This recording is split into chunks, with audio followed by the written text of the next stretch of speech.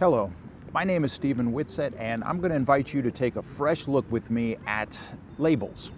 Labels is something that I come across probably too often, maybe because I'm an American, and Americans love to put labels on absolutely everything, even when they don't have the facts, even when they don't really know what they're talking about. Let me give you one example that happened just about 2 weeks ago. I'm living in Germany, but I do watch American news still, and I saw an article a few weeks ago about a man that walked into a bar in California and killed something like 17 people, and one of those people happened to be a policeman. Interesting that whenever there's a mass shooting, if there's a policeman involved, meaning as a victim or a paramedic or a doctor, they're automatically a hero, and that's the person you're going to hear about most often in this commentary or this news report. So without knowing anything about this man, this policeman who I believe was off duty, I know he was a hero because the news media tells me that he's a hero. Now let me address a specific policeman, a law enforcement officer that I knew personally. There was a sergeant by the name of Reuben Thomas at Columbia Correctional Institution in Florida in March of 2012 when I was there. And this sergeant one afternoon had a confrontation with an inmate. His name was Richard. I don't remember his last name. I'll look it up later. And the inmate Richard took a homemade knife, a shank, and killed Sergeant Reuben Thomas by stabbing him in the neck, and I think he got him once in the lung. A couple days later, of course, the prison was locked down for quite a few days, maybe even a week, but I remember watching the news one night, and there was a memorial service for Sergeant Thomas, as there is every year at Columbia Correctional. And the people that were on the television were describing what a hero he was, what a pillar to the community. I remember his mother being on the television and talking about how much he was a great father and looked forward to watching his daughter being raised. Hello. No, kein Problem. Dankeschön. They talked about what a valued member of the security team he was and how loved he was among his neighborhood. I knew a different Sergeant Thomas. I knew a Sergeant Thomas that would go into cells during shakedowns and plant knives or plant drugs, then handcuff the inmate, take that inmate to confinement, and beat the living nonsense out of that inmate. In fact, Sergeant Thomas wasn't alone. He ran with a small crew of 2 other sergeants. And that's what they did. They enjoyed finding reasons to handcuff inmates, take them to confinement, and beat them. Sometimes they would beat them right in the middle of the chow hall. Sometimes they would beat them right in the middle of the compound. I know this because I saw it. These 2 eyes.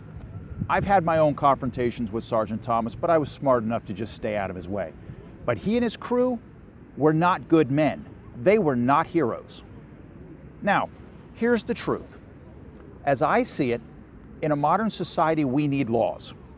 We need laws to protect people's rights, to protect the innocent, to protect the vulnerable, and even those who are not vulnerable, their rights should be protected too. For that reason, we need policemen. We need prosecutors. We need courtrooms. We need prisons. These are things that in a modern society you just simply have to have. Now, having said that, my experience with policemen and correctional officers, I think, was objective and fair. There is always a percentage, and let's just randomly call it 15%. 15% of policemen, 15% of correctional officers are really good people. These are people who really want to make a difference in their families' lives, their community, and even in the inmates' lives. These are men who do what's right, who follow the rules, and try to live by a higher standard.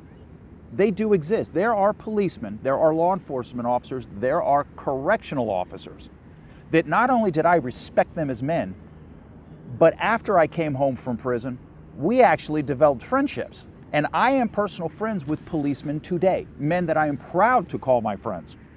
But that's because I see them as more than a label. I see them as more than a badge. I see them as more than just a uniform.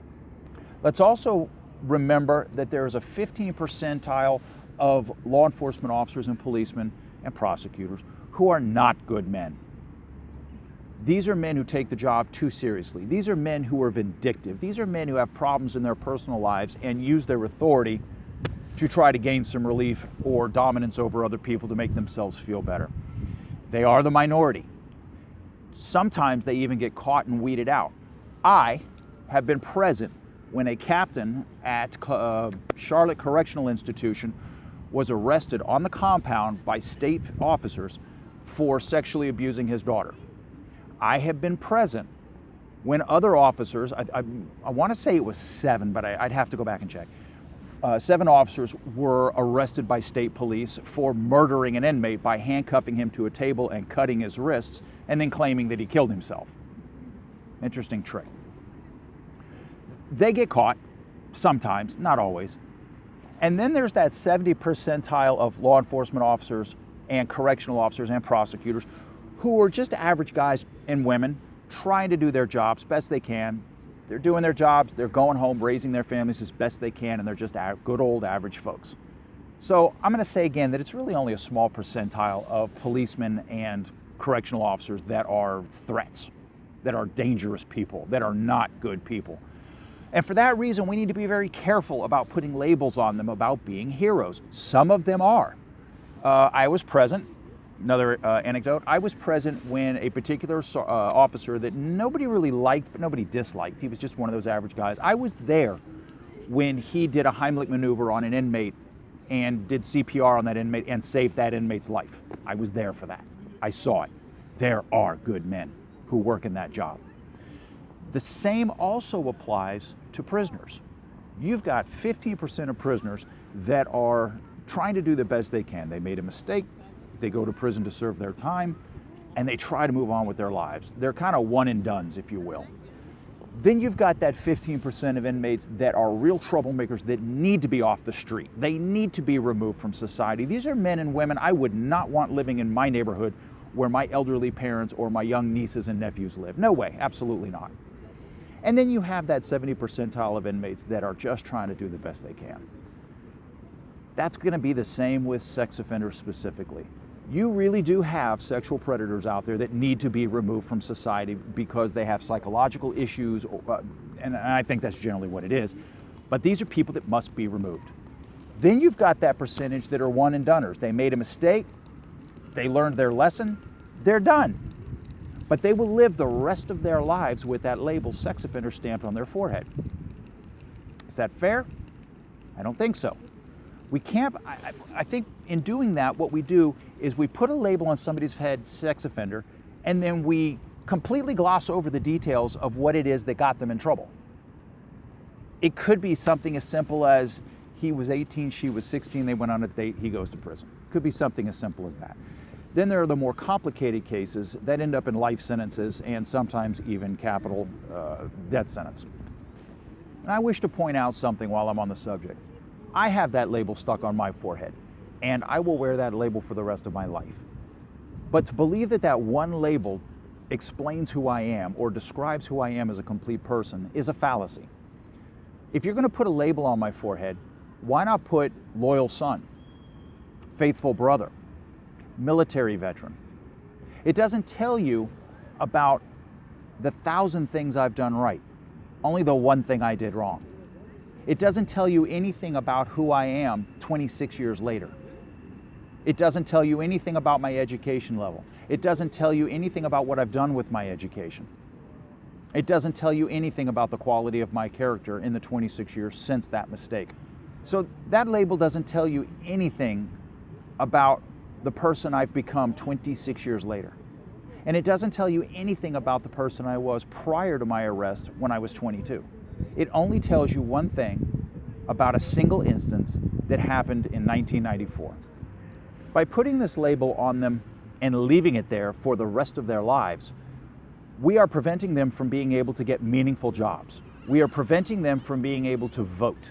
We are preventing them from being able to return to university. We are preventing them from being allowed to live, in many instances, within city limits or town limits. What we are effectively doing is excluding these people from society, and more importantly, any meaningful membership in that society. And when these people don't believe that they have a stake in society, they no longer have a reason to want to follow the laws, to follow the rules. It's almost as if you're putting them in a position to where they're going to say, you know what, if you're going to accuse me of being a sex offender or a sexual predator, I will always be a sexual predator. I can never earn my way out of it, I can never wait my way out of it, then I might as well show you just exactly what kind of sexual predator I can be. We give them no incentive to want to do right. And in our society that claims to believe in second chances and claims to believe in rehabilitation and forgiveness, in fact, we don't actually practice that. Our society locks these folks in a box and leaves them there the rest of their lives. The moment someone is arrested for a sex offense, no matter how petty, their lives are effectively finished. And that's wrong. It's immoral, and I believe it's a human rights violation. My opinion, but I'd ask you to think about it. Thank you for taking this fresh look with me at the sex offender label. Really appreciate your time. Thank you.